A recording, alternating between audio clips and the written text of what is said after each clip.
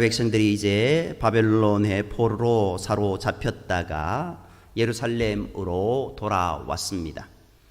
예루살렘과 유다로 돌아온 자들이 각자의 고향 마을에 가서 자리를 잡은 후 7월이 되자 일제히 예루살렘에 모이게 되었습니다.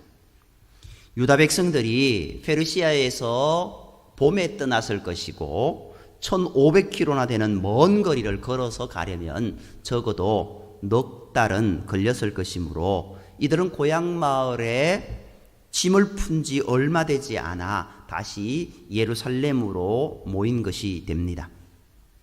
유대 종교력으로 일곱째 달은 티시리 월이라고 이야기합니다. 이 티시리월은 유다의 일반 력으로는 1월에 해당됩니다. 종교적으로는 7월입니다. 현재 우리의 양력으로는 9월에서 10월에 해당되기도 합니다. 그리고 이 달에는 아주 중요한 절기들이 많이 있는 그런 달입니다. 7월 1일은 나팔절로 우리로 생각을 하면 신년입니다. 신년 초이고 7월 10일은 대속죄일로 대제사장이 이스라엘 민족 전체를 위해 기도하고 지성소에 들어가 법궤에 피를 뿌려 민족 전체를 위한 속죄의 제사를 드리는 아주 중요한 날입니다. 그리고 7월 15일에서 21일까지는 초막절, 장막절입니다. 그러므로 포로에서 귀환한 유다 백성들은 7월 초부터 있는 예배에 참여하기 위해 모두 예루살렘으로 모인 것입니다. 그들은 예루살렘에 모이자마자 먼저 옛 성전터에 제단이 있던 자리에 제단을 만든 후 하나님께 번제를 드리게 됩니다.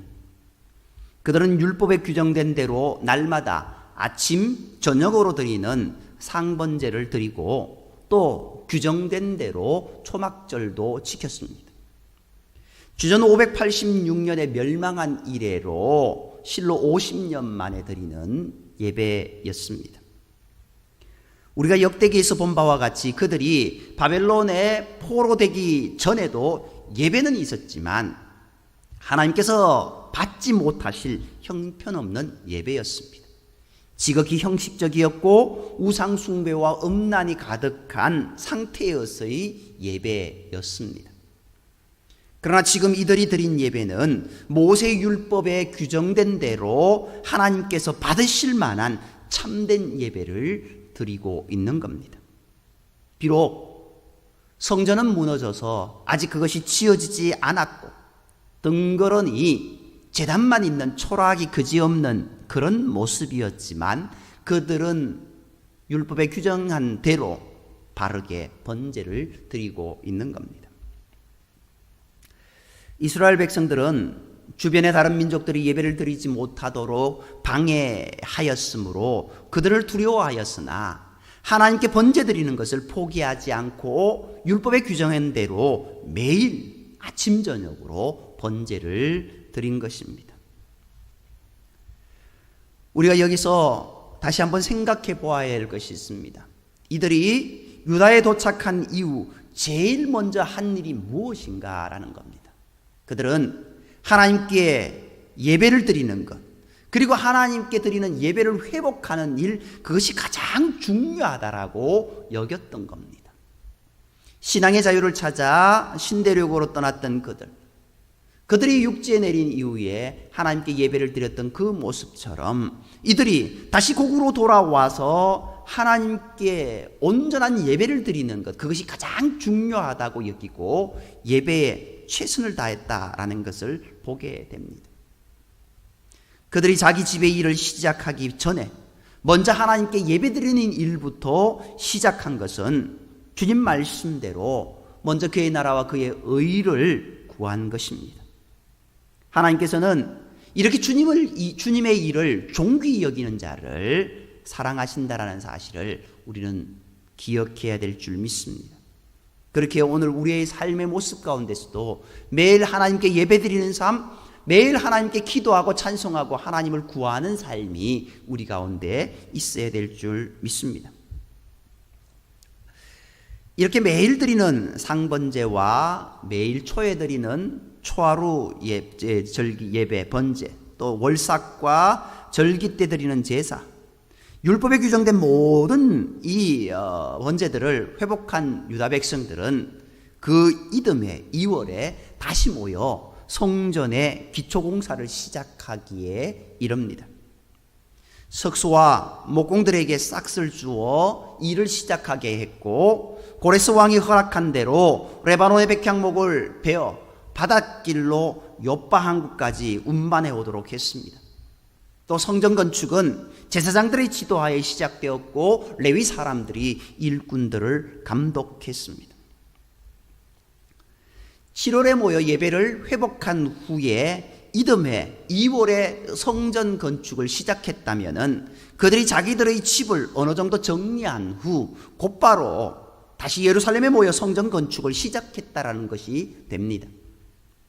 이들은 포로 생활의 고단함, 그것을 거치는 동안 주님께서 기뻐하실 만한 일에만 몰두하는 거룩하고 신실한 백성이 되었던 겁니다. 우리가 왜 여기 와 있는가? 우리의 잘못이 무엇인가? 우리가 믿는 분이 누군가? 그것을 바로 깨달았고 이전의 삶의 모습을 반성하고 이후에 우리가 올바로 살아가는 모습이 무엇인가를 그들은 깨닫게 되었던 겁니다. 그래서 바벨론의 그 모든 것들을 뒤로 한 채 고국으로 돌아왔습니다. 고국으로 돌아왔어도 하나님께 먼저 예배드리며 성전에 제단을 쌓는 것을 기쁨으로 행한 모습을 보게 됩니다. 이처럼 고난은 그의 믿음을 순전하고 거룩한 믿음이 되게 합니다. 포로 생활의 고난이 이들을 거룩한 백성이 되게 했던 겁니다. 우리에게 닥쳐오는 어려움들, 그 어려움으로 인하여서 우리를 넘어지게 하는 것이 아니라 주님은 우리로 그 어려움을 넘어서 큰 믿음으로 승리하며 일어서도록 하신다라는 그 사실을 우리는 기억해야 됩니다. 고난이 우리에게 시험이 아니라 우리를 더 성장케 하려고 하는 그 모습이다라는 것을 우리는 기억해야 됩니다. 큰 바람이 불 때 독수리는 그 바람을 타고 더 높은 곳으로 날아오릅니다. 독수리처럼 위로 올라가는 신앙, 온전한 믿음의 모습이 우리 가운데 있어야 될 줄 믿습니다. 그러므로 주께서 나를 고통 속으로 몰아넣으신다고 할지라도 주님을 원망하지 말고 그 선하신 뜻에 감사하는 자가 되어야 될 줄 믿습니다.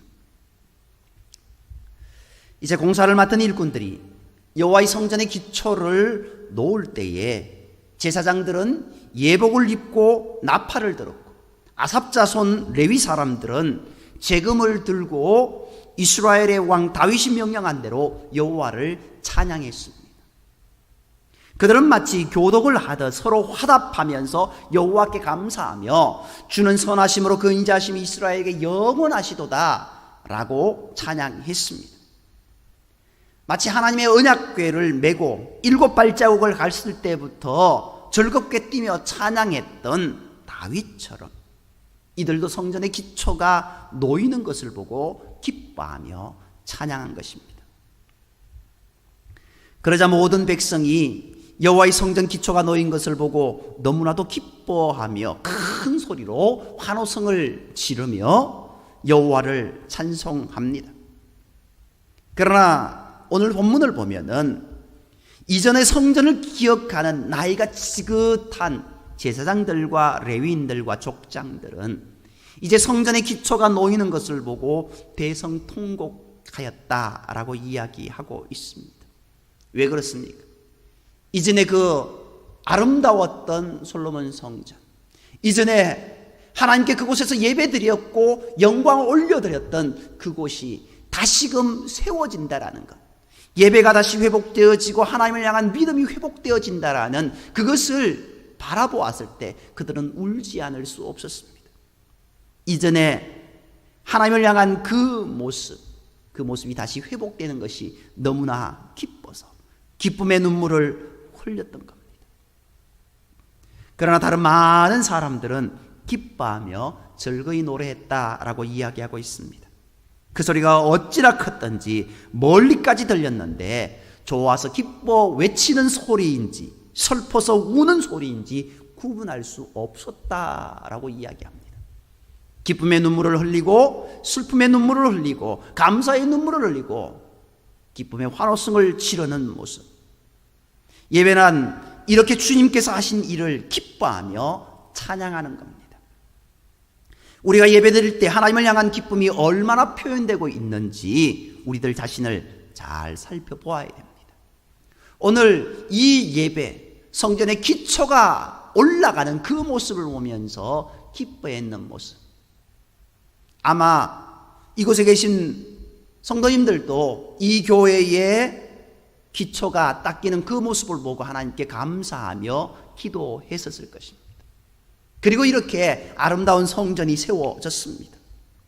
어찌 보면은 이스라엘 백성들의 모습, 그 마음은 우리가 느꼈던 그 마음보다 더 컸지 않겠습니까? 하나님을 향한 감사와 기쁨의 마음 없이 그저 예배의식에만 참여하는 그런 예배, 그것은 참된 예배가 아닙니다. 오늘 우리의 예배가 정말 하나님이 기뻐 받으실 만한 그런 예배인지, 아니 내가 정말 하나님께 감사하며 온전히 영광 돌리는, 다른 모든 것들 잡생각을 다 지워버리고 하나님만 의지하는 그런 예배인지 우리는 그것을 살펴보아야 된다는 겁니다. 주께서 하신 일을 기억하고 주님께서 우리를 향하신 은혜를 기억하고 감사하며 그 일을 기뻐하며 찬양하는 것, 이것이 참된 예배다라는 사실을 우리는 명심해야 될 줄 믿습니다. 우리의 예배가 이런 참된 예배가 되도록 우리 마음속에 주님을 향한 감사와 사랑이 채워지게 해주실 것을 간구하며 매일 기도하며 매일 하나님을 의지하는 저와 여러분이 되어야 될 줄 믿습니다. 이렇게 기뻐하며 감사하며 하나님의 성전이 세워지는 모습을 그렇게 염원하며 이제 그 일을 해 나갑니다. 그런데 그 일을 해 나가는 일들이 순적히 이루어지면 얼마나 좋겠습니까? 그런데 4장에 들어가면서 성전 건축을 방해하는 모습이 있게 됩니다. 13절 말씀에 백성이 크게 외치는 소리가 멀리까지 들렸다라고 이야기합니다. 환호성을 지르고 기쁨의 눈물을 흘리면서 행했던 그 모든 소식이, 그 소리가 주변의 많은 사람들에게 들렸던 겁니다. 아무튼 이렇게 유다와 베냐민의 백성들이 예루살렘 성전을 건축하고 있다는 소식을 들은 유다와 베냐민의 대적들이 와서 자기들도 성전 건축을 함께 참여하겠다라고 그렇게 요청하게 됩니다. 그러나 스룹바벨과 족장들은 그들은 하나님의 성전을 짓는 일과 아무런 상관이 없으니 성전 건축하는 일은 오직 자기들이 해야 할 일이라며 사마리아 사람들의 성전 건축 참여를 단호하게 거절하게 됩니다. 성전을 건축하는 일에 가능하면 많은 사람들이 참여하면 더 좋지 않습니까? 그런데 그들이 성전 건축에 참여하겠다는 말을 왜 회방으로 여기고 있을까요? 오늘 1절 말씀에요, 유다와 베냐민의 대적이 듣고라고 이야기합니다. 유다와 베냐민의 대적은 누구냐? 사마리아 사람을 가리킵니다. 그들은 아수르의 에살핫돈 왕에 의하여서 강제로 사마리아 땅으로 이주해 온 이방인들이었습니다. 그리고 그 이방인들과 통혼한 자들이었습니다. 아수르의 왕들은 이제 그것들은 강제 이주 정책을 펴고 그렇게 혼혈 정책을 펴서 함부로 대적하지 못하게 만든 모습이 있었습니다. 이들이 통혼한 모습 가운데 있다고 한다면 그 모습은 율법에 반하는 모습이었습니다. 그리고 이들은 하나님을 섬기는 동시에 우상도 섬기는 혼합 종교자들이었습니다. 오늘 본문 보면은 우리도 하나님을 섬긴다, 하나님께 제사 드린다라고 이야기합니다. 그런데 이것 맞는 말입니다. 그들도 하나님을 섬겼습니다. 그런데 무엇이 문제인가? 하나님도 섬기고 바알과 아세라도 섬기고 그들이 믿었던 다른 나라의 그 우상도 섬겼던 그 모습, 혼합 종교를 가지고 있는 그런 사람들입니다. 그러므로 만일 이들이 성전 건축에 참여하도록 허락했다면 그들의 우상 숭배도 함께 들어와서 바벨론 포로 이전의 상태로 도로 돌아갔을 것입니다. 그러므로 그들이 성전 건축에 참여하겠다고 하는 것 자체가 하나님의 성전을 더럽히려고 하는 1단계 회방이 되게 됩니다. 2단계 회방은요, 공갈 협방합니다. 스룹발벨과 족장들이 그들의 제안을 일거에 거절하자 그들은 성전 건축 현장에 와서는 4절 말씀을 보면은요, 자기들 말을 듣지 않고 계속 성전 건축하면은 죽여버리겠다라고 말까지 합니다. 여기 보면은요, 유다 백성의 손을 약하게 하여라고 되어 있지만 결국 이것은 너희들 그래 봐라 라고 하는 그런 모습입니다. 결국 공갈 협박을 하여 사람들의 길을 꺾어 놓았던 겁니다. 그리고 3단계의 회방은요, 5절 이하에 보면은 바사 관리들에게 뇌물을 주어서 성전 건축을 중단시킵니다. 대적자들은 공사 현장에서 일하는 사람들을 협박하는 것에 만족하지 않고 바사의 관리들에게 뇌물을 주어서 권력의 힘으로 성전 건축 자체를 아예 중단시켜버립니다. 그래서 고레스 왕 때부터 다리오 왕이 즉위할 때까지 성전 건축이 중단되게 됩니다. 여기서 끝나는 것이 아닙니다. 그들은 아예 성전 건축 자체를 완전히 못하도록 하기 위해서 바사 왕에게 거짓 상소문을 올리게 됩니다. 그것이 6절 이하의 말씀입니다. 그런데요, 그들이요, 자기들의 이름으로 올리면 큰 효과를 볼 수 없을 것 같은 마음에 바사왕의 핵심 측근인 사령관 르훔과 서기관 심세의 이름으로 상소를 올리게 됩니다. 그리고 이제 9절 이하의 말씀, 9절, 10절 여기에 말씀을 보면은요, 먼 사람 이렇게 쭉 나옵니다. 가능한 많은 사람들과 많은 민족들의 이름을 기록하여서 이 일이 어느 한 민족의 불평이 아니라 바사제국의 모든 사람들이 우려하는 일이라는 것을 강조하기 위해서 많은 사람, 많은 이름을 거론하며 여기에 올려놓게 되었던 겁니다. 한마디로 연판장을 돌린 겁니다. 역사 이래로 하나님의 거룩한 사역에 참여하는 자가 회방을 받지 않은 적 없습니다. 시련이나 고난이 있든지 본문의 경우처럼 조직적이고 체계적인 방해를 받았습니다. 모든 하나님의 일꾼들이 이런 시련과 고난 속에서 명하신 사명에 충성한 것입니다. 그러므로 끝까지 충성하는 신실한 종이 되어야 됩니다. 비록 이들이 이렇게 큰 어려운 난관 앞에서 그 일을 잠시 중단했지만 이후에 다시 시작해서 그 성전을 다시 중건하는 모습을 보지 않습니까? 유다 백성들 끝까지 사마리아 사람들이 성전 건축에 함께 참여하는 것 허락하지 않았습니다. 어찌 보면은 적당히 타협해서 할 수도 있었습니다. 그런데 적당히 타협해서 이방의 그 우상숭배의 신앙이 함께 섞여버리면은 그들은 하나님의 백성이 되지 못합니다. 단호히 거절합니다. 그들에게 위협을 받는 중이라도 그들의 참여를 허락했다면 당장 위협은 중단되었을 것이고 그들의 막대한 자금이 함께하였다면 더 크고 좋은 성전을 건축했을 수도 있었을 것입니다.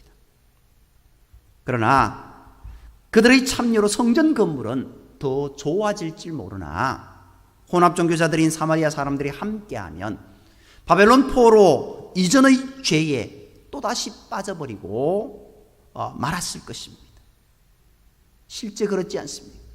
그들은 하나님을 섬기며 우상을 섬기고 그렇게 하여서 하나님도 찬양하고 우상도 찬양하는 모습을 보게 됩니다.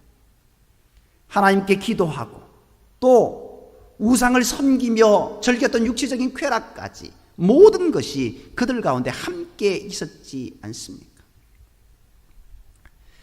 이것은요 결코 하나님께서 원하시는 일이 아니었습니다. 하나님께서는 좋은 건물을 원하는 것이 아닙니다. 초라한 건물이라도 그 속에서 드리는 예배가 참되기를 원하시는 것입니다. 이스라엘 백성들이 예루살렘으로 돌아와서 첫 예배를 드리고 첫 성전에 기초석을 쌓고 그리고 그 일을 계속 진행해 나아가는 모습, 그것은 믿음의 행진이었습니다. 결코 좌절하거나 타협함이 아니라 하나님을 향한 믿음 가운데 온전히 걸어가는 모습, 그것이 그들의 모습이었습니다. 이들이 사마리아 사람들을 거절하며 한 말, 우리의 하나님은 너희 신과 전혀 다른 분이시다. 그러므로 너희를 우리 하나님의 성전 건축에 참여시킬 수 없다. 잔인하고 폭력적인 사람들이니 그들을 거절하면 어떤 일이 일어날지 알 수 없는 일이었으나 끝까지 그들의 참여를 거절했습니다.